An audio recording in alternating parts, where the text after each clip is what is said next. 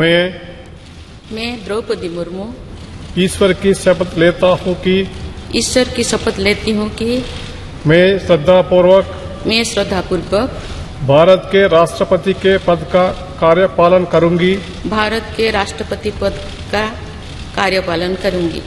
तथा अपनी पूरी योग्यता से संविधान और विधि का परिरक्षण, संरक्षण और प्रतिरक्षण करूंगी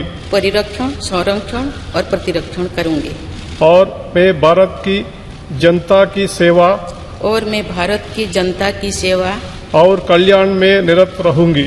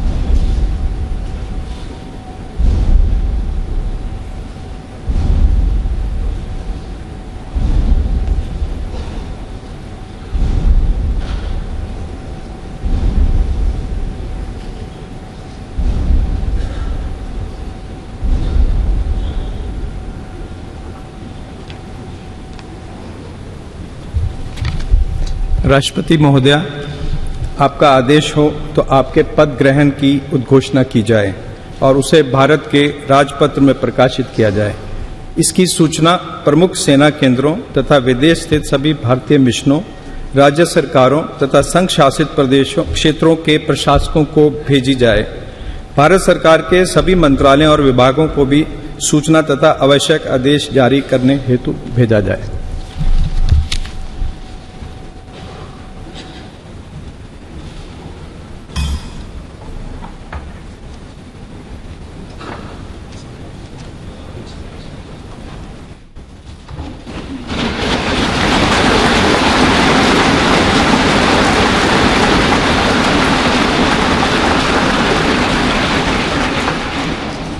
आदरणीय श्री रामनाथ कोविंद जी,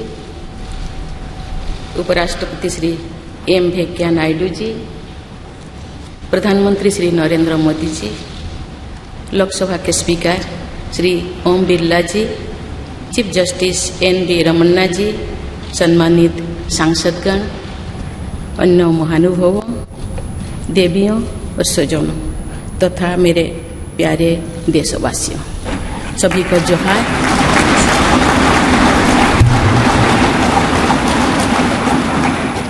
भारत के सर्वोच्च संवैधानिक पद पर निर्वाचित करने के लिए मैं सभी सांसदों और सभी विधानसभा सदस्यों का हार्दिक आभार व्यक्त करती हूँ। आपका मत देश के करोड़ों नागरिकों के विश्वास की अभिव्यक्ति है। मैं भारत के समस्त नागरिकों की आशा, आकांक्षा और अधिकारों की प्रतीक इस पवित्र संसद से सभी देशवासियों का पूरी विनम्रता से अभिनंदन करती।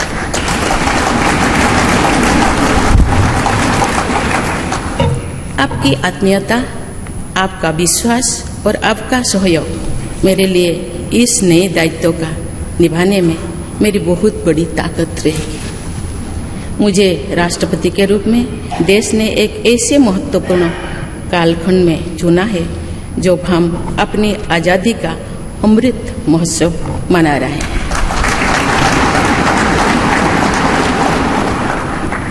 आज से कुछ दिन बाद ही देश अपनी स्वाधीनता के 75 वर्ष पूरी करेगा। ये भी एक संयोग है कि जब देश अपनी आज़ादी के 50वें वर्ष का पर्व मना रहा था तभी मेरे राजनीतिक जीवन की शुरुआत हुई थी। और आज आज़ादी के 75वें वर्ष में मुझे ये नया दायित्व मिला है। इस ऐतिहासिक समय में जब भारत अगले 25 वर्षों के विजन को हासिल करने के लिए पूरी ऊर्जा से जुटा हुआ है, मुझे ये जिम्मेदारी मिलना मेरा बहुत बड़ा सौभाग्य है। मैं देश की ऐसी पहली राष्ट्रपति भी हूँ जिसका जन्म आज़ाद भारत में हुआ है।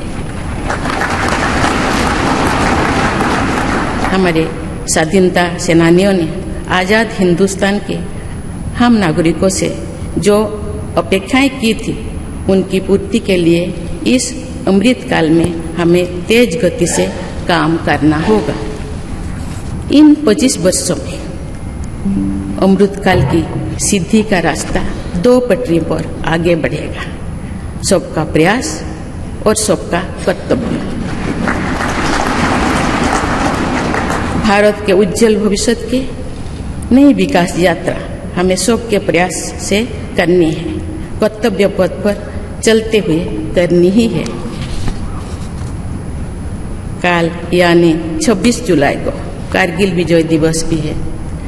ये दिन भारत की सेनाओं के शौर्य और संयम दोनों का ही प्रतीक है। मैं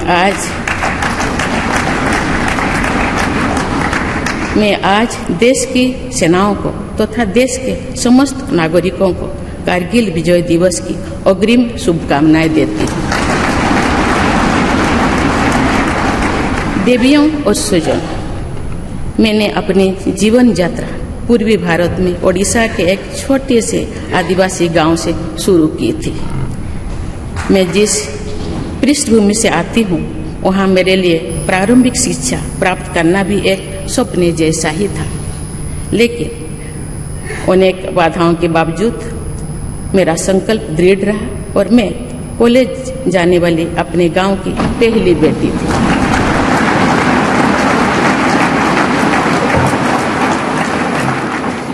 मैं जनजातीय समाज से हूँ और वार्ड काउंसिलर से लेकर भारत की राष्ट्रपति बनने तक का अवसर मुझे मिला है। ये लोकतंत्र की जननी भारतवर्ष की महानता है। ये हमारे लोकतंत्र की ही शक्ति है कि उसमें एक गरीब घर के पैदा होने बेटी, दूर सुदूर आदिवासी क्षेत्र में पैदा हुई बेटी भारत के सर्वोच्च संवैधानिक पद तक पहुंच सकती है। राष्ट्रपति के पद पहुंचना मेरी व्यक्तिगत उपलब्धि नहीं है, ये भारत की प्रत्येक गरीब की उपलब्धि है। मेरा निर्वाचन इस बात का सबूत है कि भारत में गरीब सपने भी देख सकता है और उन्हें पूरा भी कर सकता है।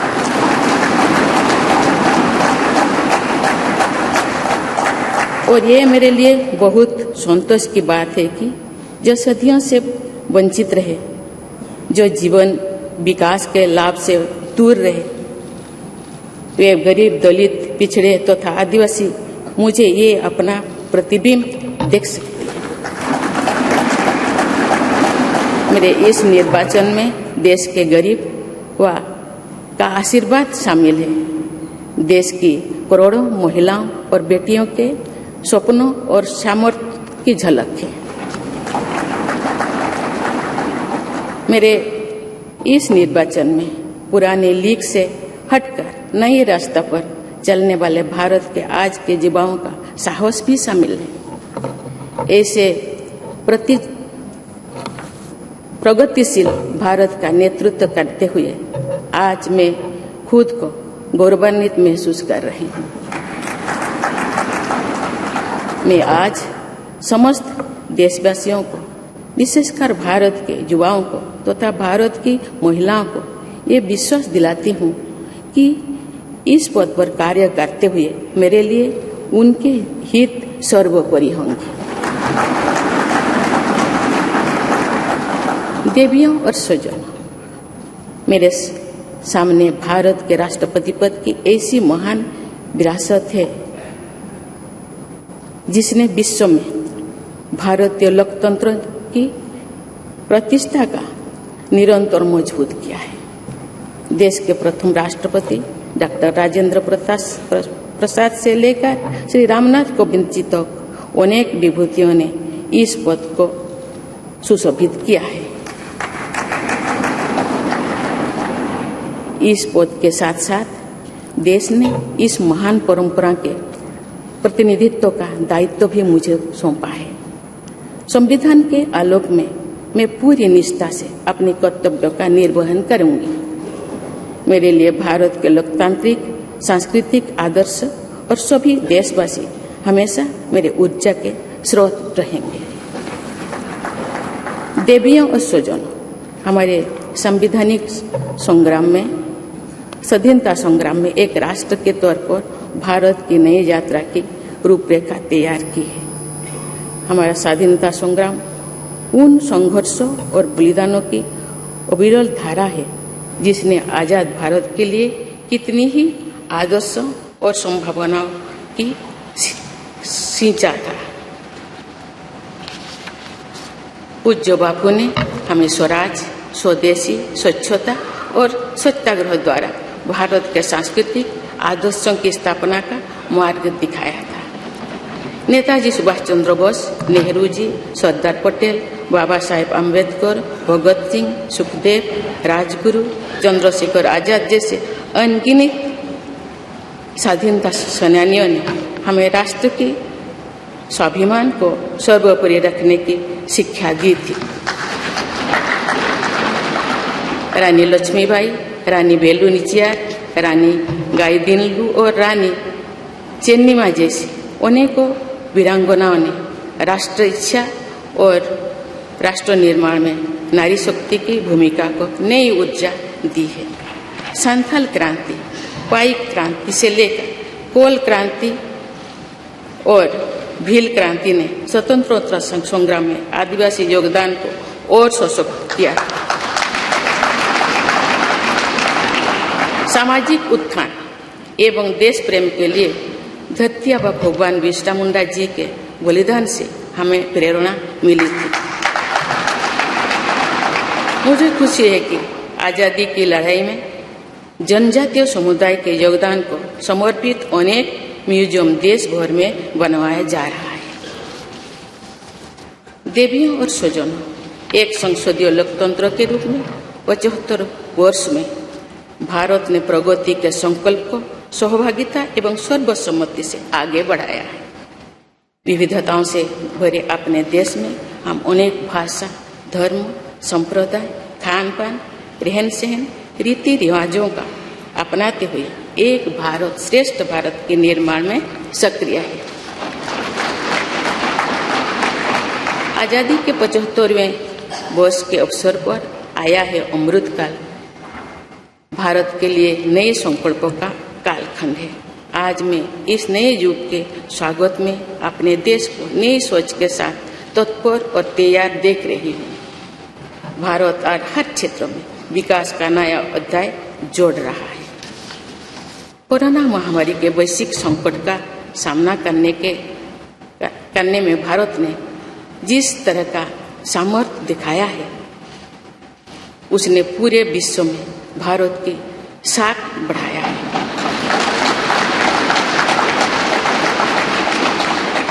हम हिंदुस्तानियों ने अपने प्रयासों से न सिर्फ इस वैश्विक चुनौती का सामना किया, बल्कि दुनिया के सामने नए मापदंड भी स्थापित की।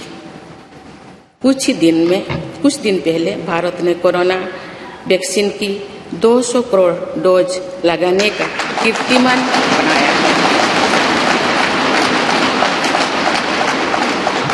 इस पूरी लड़ाई में भारत के लोगों ने जिस संयम, साहस और सहयोग का परिचय दिया, वो एक समाज के रूप में हमारी बढ़ती हुई शक्ति और संवेदनशीलता का प्रतीक है। भारत ने इन मुश्किल हालात में न केवल खुद को संभाला, बल्कि दुनिया की मदद भी की। कोरोना महामारी से बने माहौल में आज दुनिया भारत को नए विश्वास से देख रही है। दुनिया की आर्थिक स्थिरता के लिए, सप्लाई चेन की सुगमता के लिए और वैश्विक शांति के लिए दुनिया को भारत से बहुत उम्मीदें हैं। आगामी महीनों में भारत अपनी अध्यक्षता में G20 ग्रुप की मेजबानी भी करने जा रही है। इसमें दुनिया के 20 बड़े देश भारत की अध्यक्षता में वैश्विक विषयों पर मंथन करेंगे।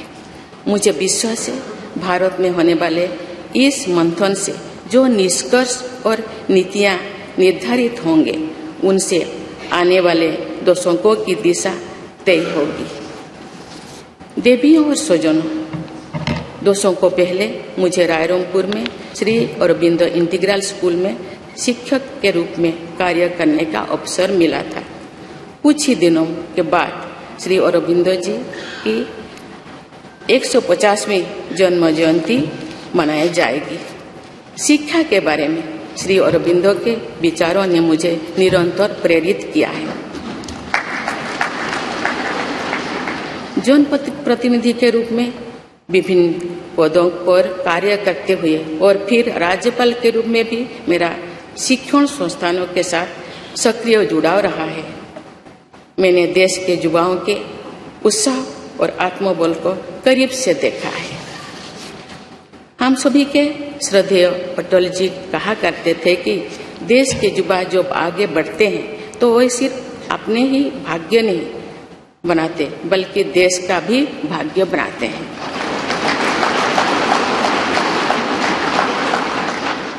आज हम इसे सोच होते देख रहे हैं।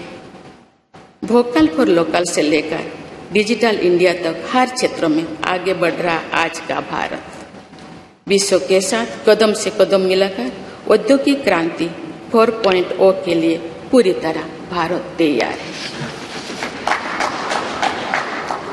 रिकॉर्ड संख्या में बन रहे स्टार्टअप्स में नए नए इनोवेशंस में दूर सुदूर क्षेत्रों में डिजिटल टेक्नोलॉजी की स्वीकार्यता में भारत के युवाओं की बड़ी भूमिका है।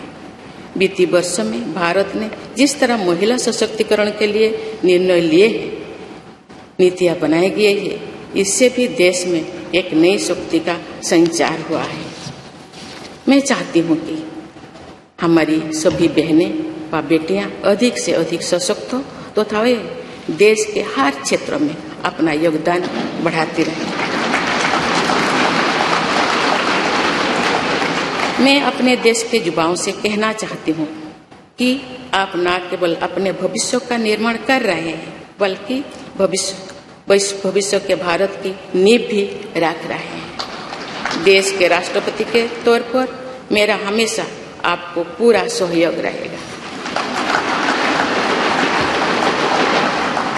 देवियों और स्वजनों, विकास और प्रगतिशीलता का अर्थ निरंतर आगे बढ़ना होता है, लेकिन साथ ही अपने अतीत का ज्ञान भी उतना ही आवश्यक है। आज जब विश्व सस्टेनेबल प्लैनेट की बात कर रहे हैं, तो उसमें भारत की प्राचीन परंपराओं, हमारे अतीत की सस्टेनेबल लाइफस्टाइल की भूमिका और बढ़ जाती है। मेरा जन्म तो उस जनजातीय परंपरा से हुआ है जिसने हजारों वर्ष से प्रकृति के साथ तालमेल बनाकर जीवन को आगे बढ़ाया है। मैंने जंगल और जलाशयों के महत्व को अपने जीवन में महसूस किया है। हम प्रकृति से जरूरी संसाधन लेते हैं और उतनी ही श्रद्धा से प्रकृति से सेवा भी करते हैं। यहाँ संवेदनशीलता का आज वैश्विक अनिवार्यता बन गया है। मुझे इस बात की प्रसन्नता है कि भारत पर्यावरण संरक्षण के क्षेत्र में विश्व का मार्गदर्शक बन रहा है। देवियों और स्वजन, मैंने अपने अब तक के जीवन में जन सेवा में ही जीवन की सार्थकता को अनुभव किया है। श्री जगन्नाथ क्षेत्र के एक प्रख्यात कवि भीम भोई जी की कविता की एक पंक्ति है, मो जीवन पछे नर्क के पड़ी था जगत उद्धार।